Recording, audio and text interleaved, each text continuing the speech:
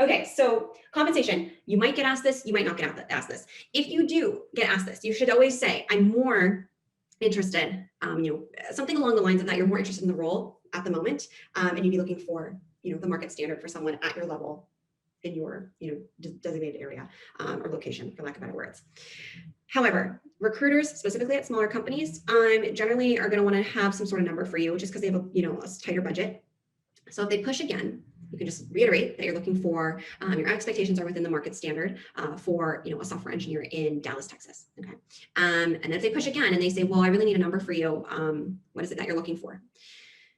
You should then ask them for a range. You should be like, well, do you have a range for this role that you're recruiting for?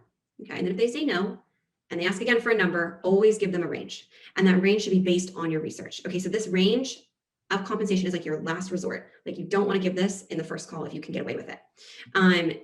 Just because you don't want to be screened out based on compensation. You want to at least, especially for some of you who it's going to be like your first interviews, you want to at least do it for the practice.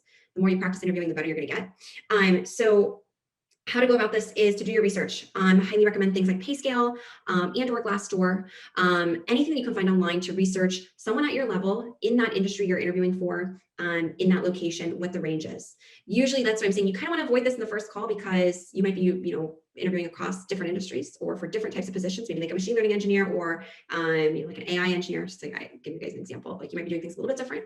So usually you want to wait till the end of the process to start doing heavy research. However, you should just have your research ready to go because you don't want to give them a range that's extremely low. And then by the time you get to the offer, you start kind of looking into things. You're like, oh, I should have given them something that was like 20K higher than what I originally gave them. And then they're going to give you an offer based on that range that you initially said. So I hope this makes sense. Do you guys have questions on this one? I'm going to assume so. So I'm going to pull you guys up.